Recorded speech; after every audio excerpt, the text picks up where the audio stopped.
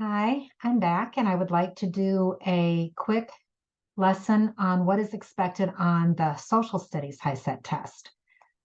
And very much like with the science test, there's not as much content, specific content that is tested, which is what students expect. So don't, memorize dates or anything like that, but you are expected to uh, be able to answer questions about different passages and draw some inferences and so forth. I'm not going to really focus so much on that, but in this, I am going to really focus on interpreting maps, charts, graphs, and political diagrams. A lot of times, students tell me they just don't know where to start. So that's the whole purpose of this, is to give you practice with that. Okay, so in this first one, at first it looks like you're looking at, like an egg yolk in a frying pan or something, but we're asked to consider this contour map. This contour map really is like a land map, a topographical map of, say, it looks to me like it could be an island. And so we're looking at the different elevations here. And so as you read from these three-digit numbers from right back to the left, you can see that we're going from 620, 660, 700, and so forth. And we are moving, to higher elevations. And so these lines are, this first line or second line in is separating, elevations between 620 to 660 from elevations 660 to 700. So you can kind of look at it that way. Okay, now looking at the question, between which 2 points is the slope of the land steepest? So slope is, you're looking at the rise or the run, the fall or and so forth. And so you're looking at the steepest. So we want to see, where does it really go from one level to the next really, really quickly? And so when we look over here at 1, point 1 is at the highest level. And we can see that very quickly. We move down to that level of 860 and very quickly again down to that level of, 820. I'm kind of losing track here. And 780 and so forth. And so you can see when you get to point 2 on the map, they're very, very close to each other. But we know that there's also this steep elevation, that they're very distant from each other. So we're looking at the 2 points that have, the steepest slope. 1 to 2 would be steepest. A lot of times, students look at, well, here's 1 and here's 2, or 5, and, they'll say that 2 and 5 are the farthest apart. That's not what steepest means. So you need to think of this as a 3-dimensional map. So the answer there would be A. Okay, our next one, we are looking at multiple bar graph here. So in other words, you've got one bar graph with 3 different segments in it. So the chart below shows the trade in 1 year of the United States between country R and 3 other countries. So we've got 2 bar graphs here. The first one is country R exports. And so students need to think about, what are exports? So exports are going out of the country to other countries. Okay, so these are looking at the millions of dollars of exports from country R to country W and to country X and to country Z. So in total, it looks like we have about $50 million worth of products exported from country R, most of that going to country X. Okay, looking at the next one, we've got country R imports. These are things that the country R is importing, bringing in from other countries. And so we've got country W, country X, and country Z again. It's a little more evenly spaced. And, we're also looking at it that, holy cow, they bring in a lot. They bring in about $90 million worth of product. So now we're going to answer both of these questions. With which country or countries did country R have a trade deficit? So we have this term deficit, kind of comes from that word deficient, which kind of leads you to think that, they are importing more than they are exporting. And so when I look at this, they are importing more from country W, not from country X, but from also country Z. So it looks to me like it would be C, from they've got a deficit. They're importing more than they are exporting with these two countries. With which country did country R have the greatest trade imbalance? In other words, the difference between import and export is greatest. So I'm looking at this, there's a big difference between, the import and the exports between all of them. W and, import to exports, that's pretty different. Same for W and X. But boy, when you look at Z, they are exporting very little to Z and importing quite a lot. That's the biggest imbalance there. Moving on, this is a flow chart, and there is a lot of information on this flow chart. So when I'm looking at it, we're looking at things that obviously happened in our American history between 1700 and 2000. That's a lot of years. Okay, so they obviously don't have anything on, everything on here, but we've got some certain things. So I'm just going to kind of read through this. We've got the Bill of Rights, happened in 1791. We've got Emancipation Proclamation. That is what freed the slaves. The 14th Amendment identifies citizenship. Amendment giving voting rights to women, prohibiting poll taxes, outlaws literacy tests as a means to voting. Also, we've got the U.S. Constitution is formed, establishes it in 1789. Women's Rights Convention at Seneca Falls in 1848. Again, abolishing slavery, the giving rights to African American men. Native Americans gained citizenship in 1924. I always find that really amazing that did not happen until 1924, just a bit less than 100 years ago. Our Native Americans finally got citizenship. I just found that bizarre. Civil Rights Act in 1964, lowering the voting rights to age 18. And we have a woman runs for vice president. We also, and that is in 1984, but this again was looking at 1700 to 2000. So, which of the following titles would best represent the theme of this timeline? I said flowchart, it's actually a timeline, sorry. Constitutional amendments. There's an amendment here defining, but that's the 14th Amendment, another one over here, 19th Amendment, 24th Amendment. I've got 4 amendments, 5 amendments, 6 amendments on here, but there's a lot of other things. So it's not just amendments. Congressional acts. Okay, so we've got citizenship amendments. Proclamation was actually delivered by President Lincoln. We've got the first woman runs for a major president. That's not a congressional action. Major influences on economic development. There is nothing here that's talking about economic development. D here, major events in expanding democracy. Democracy is giving rights and to more and more citizens. So I would say D. According to the timeline, which of the following people had the right to vote in the presidential election of 1916? So in 1916, that would be like back in here. So an 18-year-old white male. Well, 18-year-olds didn't get the right to vote until 1971. So that could be it. A 25-year-old white female. So in 1920, voting rights were given to women. So we're looking at 1916. No, it was 4 years after 1916 before women got the right to vote. The 30-year-old African-American male. Well, African-American men were allowed to vote, given voting rights in 1870. A 40-year-old Native American male. So a 40-year-old Native American male did not get to vote until, well,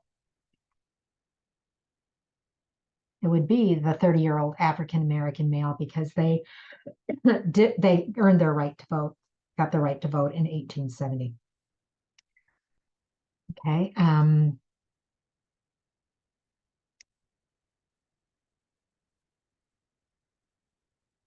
The next set of questions, the events included in the timeline represent efforts to broaden civil liberties and reduce political discrimination. I think that's a possibility. Political maneuvering, that's putting regulations so that Congress can't do whatever they want. Economic restrictions, there's nothing here about that. Governmental legislation, not seeing so much there. So I'm thinking the political discrimination. Assume each of the following was an event that had actually taken place. Which one would probably be most appropriate to include in this timeline? First, astronauts land on Mars. There's nothing about space exploration on here. A Native American becomes president. That kind of makes sense because that is a minority that, just recently in the last 100 years was given citizenship. That would fit on this for sure. Supreme Court rules a law establishing term limits. There's nothing about that being unconstitutional on here. And Congress passes a law banning gasoline-powered automobiles. That doesn't make sense. So we are going to go with B. Okay, here we're looking at the relative areas of countries X and Y shown graphically on these graphs below. This up here is just an example. We've got country X and country Y, and we are looking at, on the basis of this, the total land area of country Y is 50% of the land area of X. So this is how we can use a bar graph to compare something that you really don't fit on a bar graph. Rather, it's a little more appropriate to look at it this way than trying to analyze that looking at the map itself. So other characteristics of countries can be compared on similar graphs. The two graphs below provide relative comparisons of the populations as well as the amount of per capita income between pairs of countries. So populations is looking at the total number of people in this country. Per capita income is the average income per person, not just adults, but per person. Okay, so we've got country R and S. Oops, I accidentally clicked and gave away our first question. I'm sorry about that. Consider graph 2. Compared to country S, country T can be described as, so I'm going to go down here to graph 2. It's actually two different graphs. Population for country T is much smaller than S. The per capita income, there's much more income per person in country T than in S. So when you're looking at this, yeah, country T is less populated, but is definitely wealthier per person. Okay, based on the information in both graph 1 and graph 2, is it possible to make a comparison between the populations of country T and R? Well, graph 1 is comparing R and S. Graph 2 is comparing T with S. So the fact that both R and T are being compared with S, it's like, yeah, maybe we could. Okay, so we can see here that country S has half as much more population than country R. So R is, well, it's about 2/3 of country S. And country T is only about 1/3 of country S. So in comparison, we could definitely make a comparison here. Country T has fewer people than country R, probably. Yes, country T has more people than country R, not. Yes, the populations of these two countries are the same. That certainly is not true. So I would say it would be B. Okay, in the land areas of country R and S, if the land areas are for country R and country S are approximately the same, which of the following conclusions, if any, is necessarily true? Now, keep in mind, we don't have any bar graph on here comparing their countries. We're just told that the land areas of those two countries are the same. But again, we talked about comparing the population and the per capita. The population densities of both countries are about the same. No, this population is very different. That density means, in other words, the population, the number of people per square mile is definitely very different. S is much more populated. It's going to be a lot more dense. The population density of country R is greater than that of country S. I'm looking at country R and S, sorry. but again, that was true. Country R and S, population density, not so much, again, not going to work. Population density of country S is greater than that of country R. We've got a lot more population in country S. To me, that makes more sense. Okay. This chart actually is a multiple line graph. We're looking at the percentage of United States population who registered to vote by 4 age groups between 1980 to 1996. It's basically 5 different election years. Okay. Which age group shows a net increase in the percentage of registered voters from 1980 to 1986? So from beginning to end, is there a net increase? So to me, it looks like these lower, it's a little below 50%. This next one, there's actually a decrease, not an increase. For the upper dashed line here, that's the 65. It starts a little bit, on the low side, a little lower than 85 or 75%, definitely not more than that. And it definitely is a little bit above 75%. And it's just vice versa with the 45 through 64. So it falls.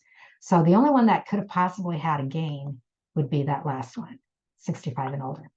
The entry of a third-party candidate into the 1992 presidential race had an effect of increasing the voting public's interest in that particular election. In which 2 age groups was voter registration apparently most affected by the third-party entry? So when we look at this, we can see that between 1989 to 92, there's a big jump in this youngest group, and the next younger group, yes, there's a definite impact. In other words, these younger groups really came out to vote a little bit more. So probably part A there. Okay, again, given the information in the graph, I want to try to move my bar out of the way. Given the information in the graph, is it possible to identify the election year in which the greatest percentage of total eligible population was registered to vote? Why or why not? Now, we just have percentages here. We don't know the total. In other words, in 1980, there might have been more or fewer eligible registered voters than there were in 1996. I don't know, I would doubt that, but we don't know anything about totals. So no, we cannot know anything about that.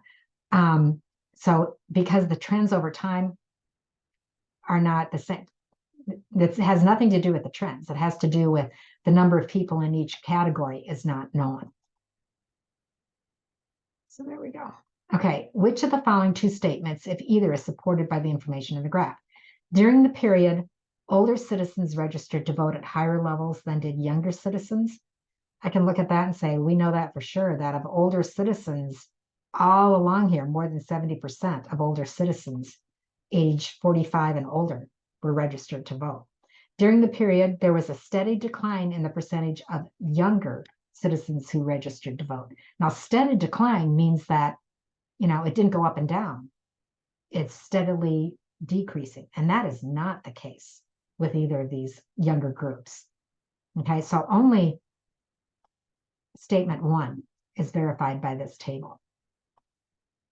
Okay, this is dealing with something that's very common in economics. It's talking about the supply curve.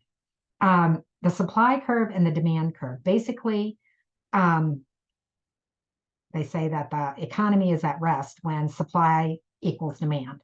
And that kind of makes sense. If we have too much supply, nobody wants the product so the price of it's going to drop until, people will be willing to buy that at that lower price. If the supply is short, we're going to have a really high demand because people can't get enough of it. We noticed a lot of things happening with our supply and demand during COVID. We had a lot of impact here. So a lot of times you're going to be able to answer most of these questions really honestly without looking at that graph, because that graph can be kind of confusing.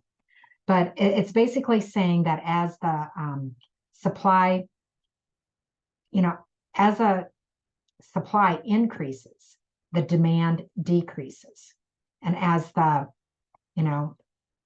supply, or I should say, the price will increase as the supply decreases.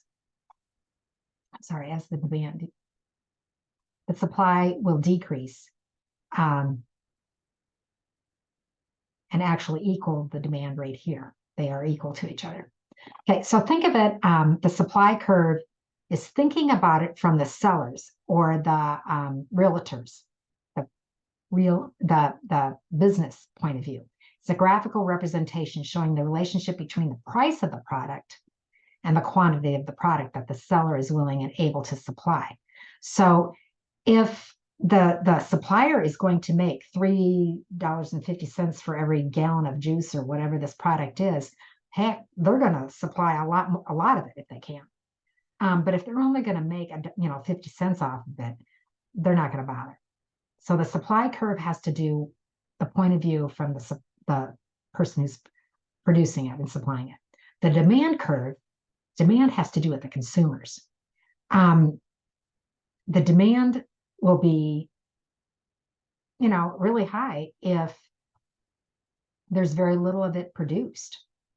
If there's a lot of it produced, there's not going to be that much demand attached to it. Okay, at approximately what price does the supply of products X equal the demand? And that is that point here where they intersect. And that is when the market is at rest. Supposedly, that's the term for it. So where they intersect looks to me like it's about 18 million gallons produced, which the cost per gallon would be right at about $1.50, $1.75. So I would say probably B would be closest to that, approximately. Which of the following statement best describes the impact of price increases on supply demand? Now, one thing that you can notice here is that we have higher prices will create an increase or create a decrease. Think about this. Higher prices will never create a decrease or an increase in demand.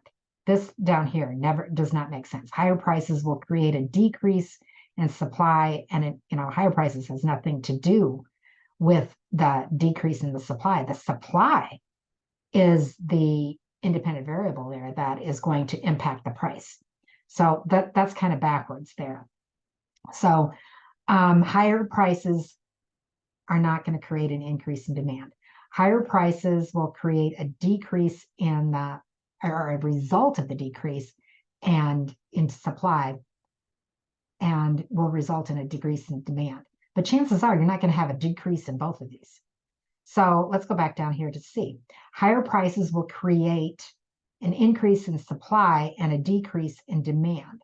That one kind of makes a little more sense. If they're going to get higher prices, the supplier will provide more and will create it, but the higher prices will also create less demand for it.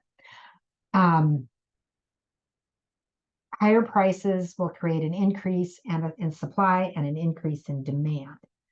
What we're going to do is we're going to find that it will increase the supply and the decrease in demand. So that part C is going to be a correct answer in that.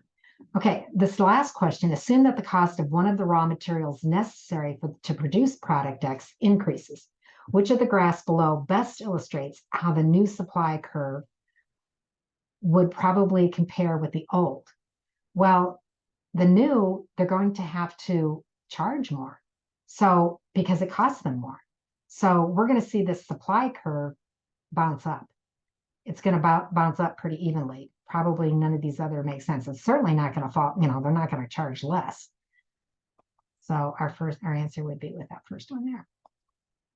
Okay, here we're looking at a political flyer poster, and we need to interpret some things. So we're looking at it, and I can see recognize President Lincoln here. He was president during the Civil War. So he probably, that's the Union must and shall be preserved. His running partner was Hamlin. We've got a banner up here that says free speech, free homes, and free territory. And we're like, hey, we like all of that. If you think about it, that was about the time that the United States was, the westward expansion, and Western United States was just being settled. And so, yeah, the government gave out free land to encourage people to move west and settle. Protection, down here, we've got a plaque that says protection to American industry. And it looks like we have a farmer on one side, and it looks like maybe a factory worker on the other side. If we look at the space between the two pictures here, we've got, looks like a factory smokestack here, and it looks like a shipbuilding. So that to me looks like, yeah, it's promoting American industry.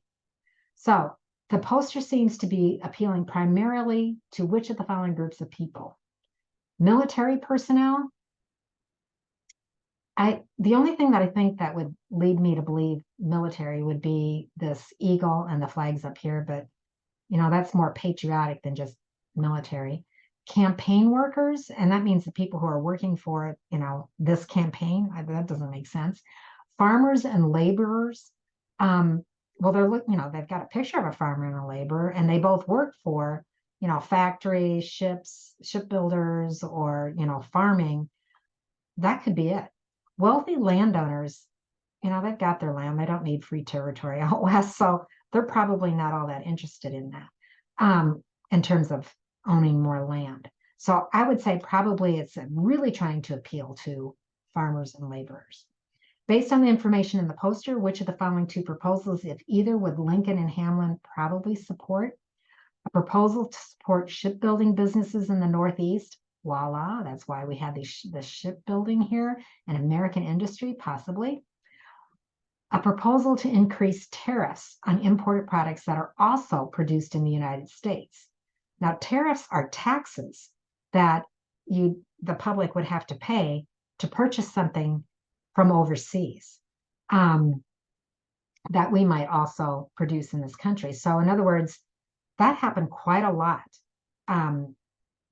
As we've become more global, you don't see that happening so much, but used to be that, to buy a Toyota or a Japanese car, you had to pay an extra tax, on that, it was meant to kind of encourage Americans to buy American.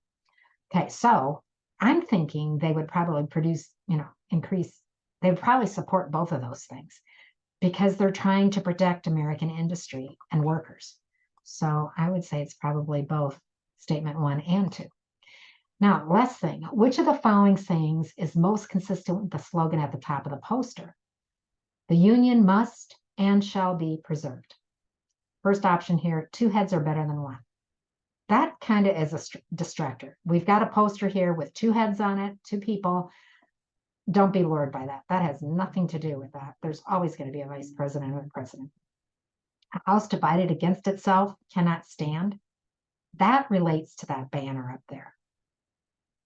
2 wrongs don't make a right. Not necessarily. Don't change horses midstream. Again, I'm thinking it's part B. House divided cannot stand against itself. Okay, that's what I have there for social studies.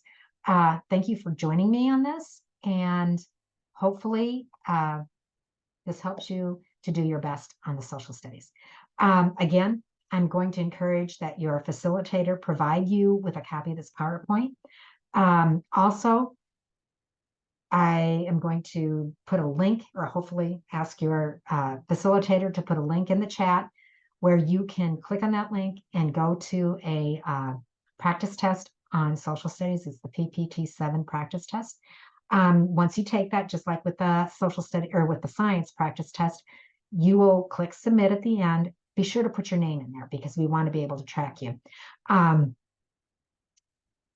You'll be able to submit, see which ones you've got correct, which ones you did not get correct, and what the correct answers were, as well as an explanation as to what the correct answer was and why.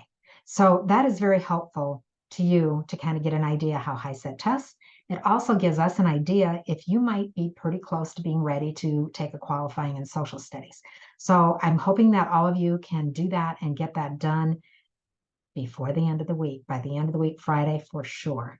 That will help us collect our information and help communicate to your instructors who's ready to maybe take those.